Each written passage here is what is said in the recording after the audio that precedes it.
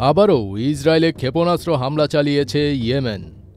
Israeli সেনাবাহিনী জানিয়েছে তারা ইয়েমেন থেকে ছোড়া একটি ক্ষেপণাস্ত্র ভূপাতিত করেছে।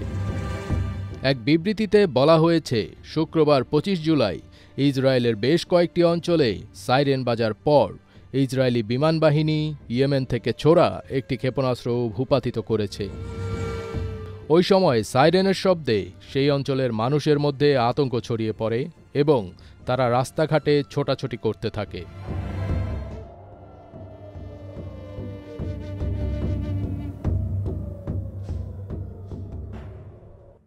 ইসরায়েলি দৈনিক ইয়োদিওত আহারোনোত জানিয়েছে, ইয়েমেন থেকে ক্ষেপণাস্ত্র উৎক্ষেপণের ফলে দক্ষিণ নেগেভ ও মৃতসাগর অঞ্চলে সতর্কতামূলক সাইরেন বাজে।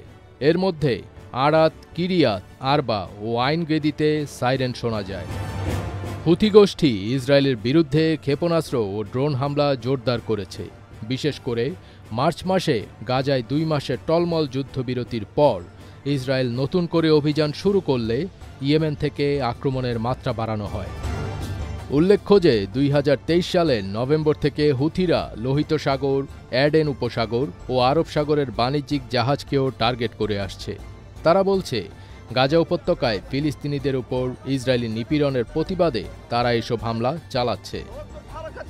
হুথিদের মুখপাত্র জেনারেল ইয়াহিয়া সারি এক বিবৃতিতে জানান, যতদিন পর্যন্ত ইসরায়েলি বর্বর বাহিনী গাজার মানুষের ওপর নির্বিচার হামলা এবং হত্যাযজ্ঞ বন্ধ না করবে, ততদিন পর্যন্ত ইয়েমেন থেকে ইসরায়েলে এই হামলা অব্যাহত থাকবে। এছাড়া ইসরায়েলি বাহিনী যদি ইয়েমেনে আবারও হামলা চালায়, তাহলে তার দ্বিগুণ জবাব দেওয়ারও প্রতিশ্রুতি দিয়েছেন ইয়াহিয়া সারি। জাতিসংঘ ও ফিলিস্তিনি স্বাস্থ্য কর্মকর্তাদের হিসাব অনুযায়ী ২০২৩ সালের অক্টোবরে যুদ্ধ শুরুর পর থেকে গাজায় ইসরায়েলি হামলায় এখনও পর্যন্ত ৬০,০০০ জনের বেশি মানুষ নিহত হয়েছেন। এদিকে হুথিদের হামলার জবাবে ইসরায়েল ও যুক্তরাষ্ট্র একাধিকবার ইয়েমেনে বিমান হামলা চালিয়েছে।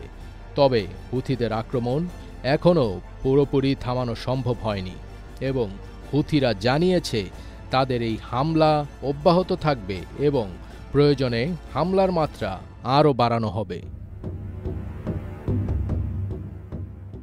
ফজবির তাজ, এটিএন বাংলা।